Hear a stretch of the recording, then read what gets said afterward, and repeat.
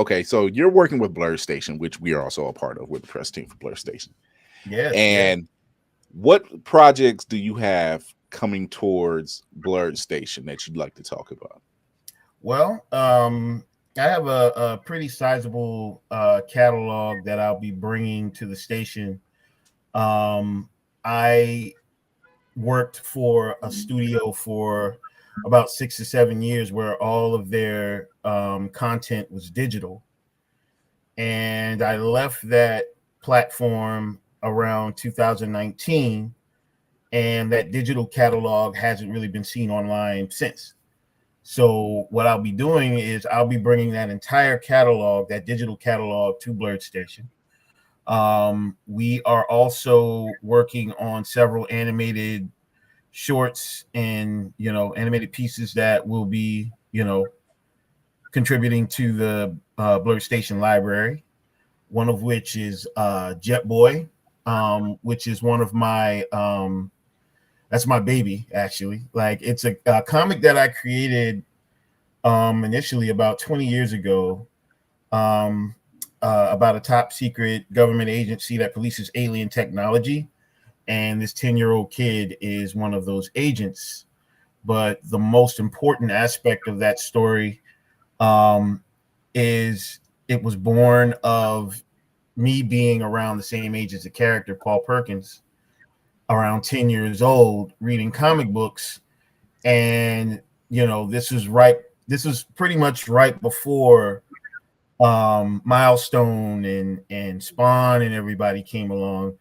So around that time, there wasn't really many heroes that looked like us, Mm-hmm. So the importance of putting Jet Boy out there, it was kind of like a love letter to young Black kids that we can be heroes too.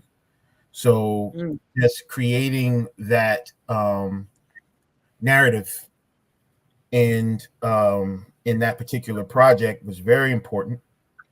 And I didn't really have a plan to turn it into an animation until I met my current co-director of animation, who is Mike Sofaluke. Shout out to Mike over in London. Mike is a Nigerian animation director who has worked on projects like Love, Death, and Robots. He's worked on great series. Yeah, absolutely. I think the most recent one he did was the 400 Boys. If you haven't been watching that anthology series, by all means go check that out. 400 Boys, I think Mike did something on.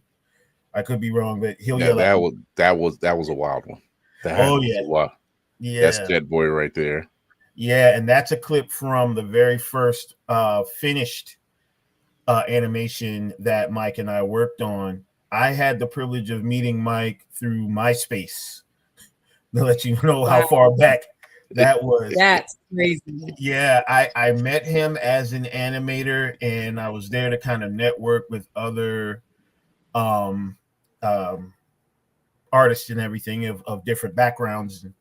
I met Mike, and I knew he was an animator, but about 3 months into our friendship, I did the first initial sketch of Jet Boy and shared it on the platform, and he saw it. And he said, well, tell me more about this character, because this kind of looks like what me and Marvin, who's a partner at the time, like, this looks like what we do for our day jobs. And I was just like, well, what do you do for your day job? And he's like, I don't know. Do you guys have the gorillas over there in the States? And I was like, wait a minute, what? And so he's like, yeah, I do like lead animation for the Gorillaz music videos. And I was like, you've been working for the Gorillaz music videos this entire time and you didn't tell me? I beg your finest pardon. A phrase that has been getting used quite a bit lately. I'm so proud of you. Yeah, so that's how our friendship kicked off, and to this day we still work. And that image that was just shared is from the first ever polished, finished Jet Boy animation that we worked on together. I'm gonna grab a clip for it, but Geek by Heart, which is Laney, our very own Laney, she wants to know, was it difficult being a POC in your field? Um, yes and yes and no. There's the whole yes and no aspect of it. I guess no in the sense of I had some very good mentors and people leading me into the lanes that I needed to be in and which ones I needed to avoid. And I guess what made it hard is the fact that those lanes exist. Right. So I guess that's probably the easiest short form answer, because this is like an industry where there's not a whole lot of us. So that's why it's very important for me to start that animation studio that I started, so we can have more of an opportunity, especially around here in the city that I'm in. There's little to no resources for the animators, especially animators of color. But that doesn't mean that there aren't animators of color here in town and aspiring animators of color.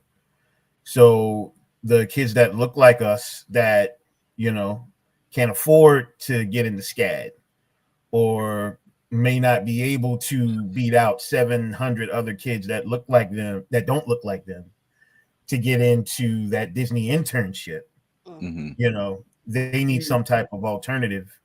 And that's pretty much why it was important for me to push through with what we have, because we know how hard it is in the industry, to kind of, come up, especially like I said, in the community that we're in. It's very hard. It's very hard. I was going to ask, what you, like you said, you're a transplant from DC, now you're in South Carolina. I was going to ask, you don't really hear a lot of people coming that, whether it's in any of the form of animation or entertainment, coming out of the South or out of the Carolinas or anything like that, for that matter. So I was wondering how that worked, because in our circle, a lot of stuff is either West Coast or the DC area, or maybe even New York City. Yeah, mostly New York City, but you don't really hear it from like other states. Like they have their own kind of thing. Even here with me here being in Cleveland, it's more artsy than anything. It's a lot of comics, but it's not a lot of us comics. So they have it, but it's like, once again, you don't see you. So that was interesting. I'm glad that you're doing something to kind of like shine some light over here. Like, hey, you may not make, like you said, you may not make that Disney internship, but you can come over here and we make sure you get seen. We make sure you work. You make sure you get somewhere, get your foot in the door. Who knows what happens. Yeah, and that's the cool thing is, because we have those connections with Disney and Cartoon Network and such, it's kind of a way that that talented bunch can kind of cut corners to a degree, for lack of a better term. And we give them the training that they need, and then we turn them loose on them, and they can kind of take a look at what's out there and what they're qualified to do. In some cases, we'll put them in situations where they can learn directly from Disney animators or animators from Nickelodeon. You know what I mean? So we're starting to come into our own down here. You guys are familiar with Bitterroot? Yes. Yes. Yeah. Yes, we are. Well, Chuck Brown and Sanford Green are from here. We all went to school together. So look at that circle. Look at that circle. Together. Yeah, that's crazy. Mike Coulter, who played Luke Cage, he also went to our college for a little bit before he went off to USC. I mean, we have a pretty solid stable of talent here, but it's like we said, like a lot of the resources we had to go elsewhere to get. You know what I mean? To even tell Mike we're still looking for him in that second season of Daredevil. We just saying. Everybody else is showing up. Well, yeah. So I'm waiting for that too, man. To be honest, yeah, I'm a big Luke Cage fan. So Lady Mandalore, another question. Do you find are you able to find talent naturally? Like, do you have people that are actually seeking you out? And I ask that just because of the Disney connection. Do you find that there are people that you can connect with or have maybe a more, I guess, a more natural connection with them without all the pressure of them feeling like shit, I'm at Disney, like I have to stay on my grind type of situation? Is it a little bit easier? Do people find it a little bit more easier? And Mhm. have you had people that have left Disney come to y'all and said, thank fucking God? We're not there yet. We're trying to. We've had some folks seek us out because, you know, just for the most part, we're kind of the only game in town that can actually direct people within the animation realm here to that type of connection to like a Disney or a Nickelodeon and such. We had the privilege last year of partnering with Compass Studios. Shout out to Tony Type. Compass Studios is a Black-owned 3D animation studio here in Columbia, South Carolina. And with our partnership, that made both of our studios the largest animation studio, Black-owned animation studio in size and scope in the world. And I know there's like a list of Black-owned studios that you can, you know, throw out there, but in size and scope, between that merger that we have like the biggest Black-owned animation studio like on the planet. How big we talking in Well, people and like feet? I'll give you an example. I'll give you one example. There is a editing suite on this campus that there's only 3 of them in existence. And that's oh wow. we have one, Sony has one, and Warner Brothers has one. So to kind of give you an idea of what that size and scope looks like, that's what we're dealing with. That's what we're talking about when it comes to size and scope. So it's condensed, but it's stacked. That's what it is. The talent is there. Oh yeah, but it's so out of the way. Yeah, that they wouldn't know that, oh, all this talent, all this future talent and future celebrity is sitting here and no one sees it. Right. Yeah, and that's a good explanation of the Compass Studios itself. We didn't even know that it existed, that it was kind of sitting off in the cut. You know, it was just kind of there. Like, we didn't know what it was until we went to meet with Tony for the first time. And on the outside, it just looks like an old, like abandoned shopping center, like an old strip mall. Oh man! But when you go inside, it's like a multi-million-dollar facility with sound stages. Let's go. Yeah, like sound stages, the 3D master 3D editing suite for the animation, all of that, talk show sets, green screen room, infinity wall.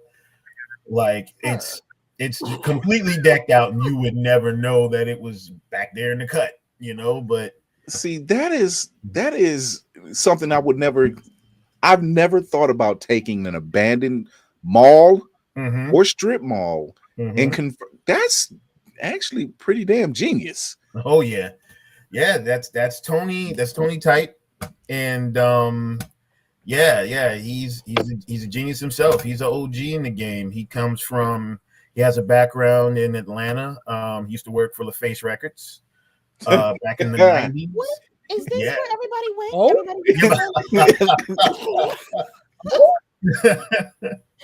Yeah, what house did you go to, bro? Huh? What college did you go to that everyone's coming around this in? Oh man, I went to Benedict College here in Columbia. All right, So- so HBCUs. Demetrius and Kevin over at Blerd Station, we need to mine Benedict College. I just talked to them yesterday about that. I entered a partnership with Benedict. Shout out to Miss Moore, Gina Moore over there, who's one of my old professors in the arts department. We are starting an internship program with them, so we can mine those young minds and start that next generation of Black animators coming out. And starting in spring of next year, we're going to be kicking out that internship program. So that, and I talked to Demetrius and Kevin about that yesterday. I think it was yesterday, the day before that, or I did talk to Demetrius Right. maybe yesterday, day before that. Good Lord, yeah, that's a lot of. And for those that are watching, what you're seeing is just some of the projects that they have for Rocbottom Studios. I'm not showing you everything. We don't have time. Yeah, you're gonna have to join up with Blerd Station to catch the rest of this catalog. Yeah, but yeah, this is dope because see, I'm just amazed by how much talent and how much thinking outside the box that's going on, and the fact that you're doing partnerships with the college to let's get this going, because like you said, it's a gold mine. That's a gold mine. Oh yeah. That's a gold mine of talent that one isn't being seen, two is being wasted, because you people will tell you in any form of entertainment, they say you either got to go to New York or you got to go to California. Yep. And let's face it, prices are too damn high.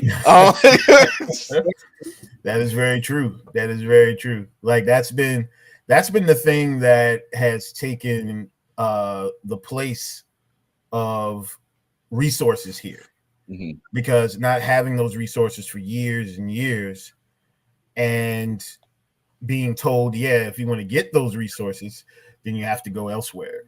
And that's just been the thing that we were always taught, like coming up down here.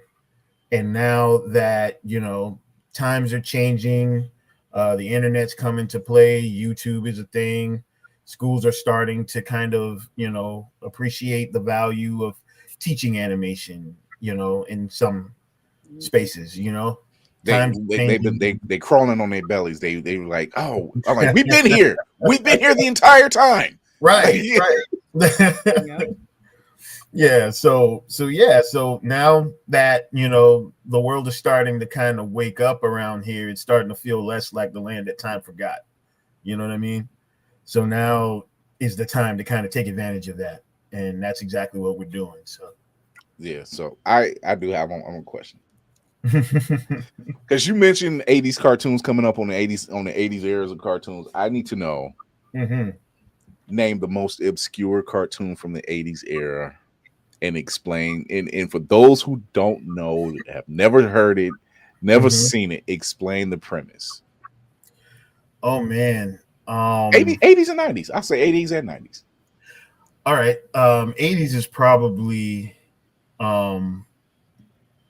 easier because there's so many of them. So like so many very obscure ones. Two come to mind actually. Ulysses 31 is probably, where's Davy? Yeah. That's probably one that just kind of pops in there every time somebody asks me this question, because it's a retelling of like the Greek gods, but it's told like through outer space, Star Wars, like space opera type of narrative, and it is probably one of the weirdest things that I've ever seen coming up, like around that time, because of the animation style was weird, because I think it was a joint production between Japan, France, and something else. It was a bunch of different countries that you would never think would come together on anything. Yeah. and said, let's make this cartoon. And it was very odd, to say the least. Yeah. Coming up, but that's one, and I think the Mysterious Cities of Gold is probably the other one. Yeah, like that one. I still don't know what that was about. I know they were me neither. But I remember it had a nice soundtrack too. Yep, yeah, I remember that theme song. They make sure you never forgot it. Yeah. But Whoopty, did you have a question?